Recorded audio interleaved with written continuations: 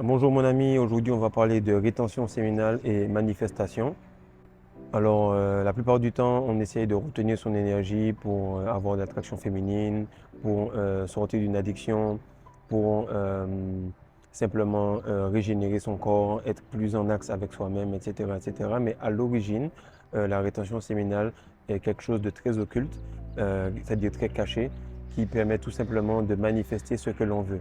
Donc, comme on l'avait vu dans la vidéo spiritualité et protection en rétention séminale, protection spirituelle en rétention séminale, on a vu qu'en fait, toutes les particules de matière qui vibrent euh, à grande vitesse vont passer dans le spirituel, vont alimenter le spirituel. Et tout ce qui est spirituellement bas en termes d'énergie va venir se nourrir dans le matériel. Donc de la même manière, ton root chakra permet d'alimenter toute cette énergie. Ton root chakra permet en fait d'envoyer toute cette énergie vers les chakras du haut jusqu'à pouvoir arriver à ton cerveau et permettre de manifester les pensées et la réalité que tu veux. Donc, ce qu'il faut savoir, c'est qu'il y a l'énergie masculine, ok, et il y a l'énergie féminine. Donc, l'énergie féminine, en fait, comment elle fonctionne, c'est que l'énergie féminine, c'est le potentiel. C'est on va faire tout ce qu'on veut, on va, on va acheter tout ce qu'il y a à acheter dans le magasin, on va faire du lèche-vitrine, on va visiter tout ce qu'il y a à visiter, on va être excité à regarder, on va faire pas mal de choix, on va être indécis, on va avoir A, B, C, D, etc. Donc, c'est vraiment ça l'énergie féminine. L'énergie masculine, c'est OK, on peut faire tout ça, mais avec un processus. Donc, je vais entrer dans le magasin et je vais prendre ce que je veux. Je veux aller d'un point A à un point B. Donc, l'énergie masculine se détermine par un trait et l'énergie féminine se détermine par un rond. Ça tourne, ça tourne, ça tourne, versus ça va d'un point A à un point B. Donc, l'énergie féminine se concentre sur le potentiel et l'énergie masculine se concentre sur le processus. Donc, pour que tu puisses comprendre un petit peu, disons que tu es avec ta femme, ta copine, et elle représenterait un peu la foudre. Donc la capacité que la foudre a, c'est qu'elle est extrêmement puissante, mais elle est dévastatrice. Par contre, si toi, tu représentes l'électricité, EDF, si tu es en France, Sénélec, si tu es au Sénégal, ou, euh, ou Hydro-Québec, si tu es au Canada, ça va simplement te permettre de structurer cette énergie afin qu'elle soit utile. Donc c'est pour ça qu'il est important pour toi de te reconnecter à ton énergie féminine, qui est le chakra du bas, afin de l'emmener dans une structure pour que tu puisses pouvoir manifester ce que tu veux. Donc la première chose à faire en fait, c'est de prendre un journal, ok? Prendre un journal, écrire ce que tu veux, être le plus précis par rapport à cela.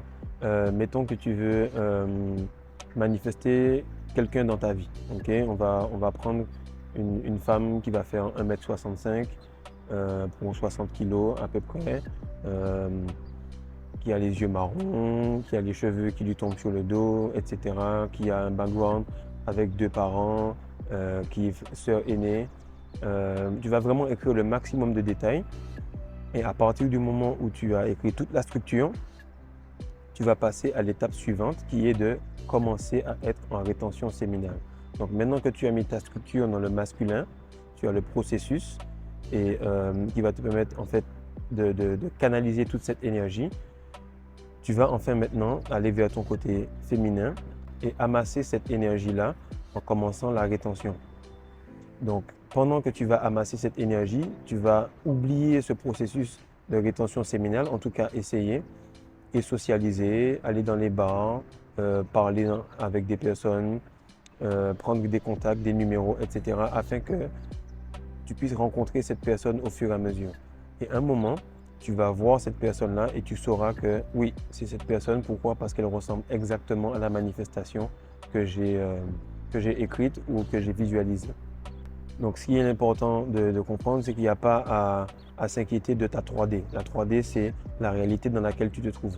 Peu importe la réalité dans laquelle tu te trouves, tu écris ce que tu veux et tu te focuses sur le processus. Que ça prenne 1 heure, que ça prenne 2 jours, que ça prenne 3 semaines, que ça prenne 2 mois, que ça prenne 1 année, peu importe, tu te concentres sur le processus. Maintenant, plus la manifestation que tu veux sera grande, plus l'énergie que tu devras amasser devra être grande également.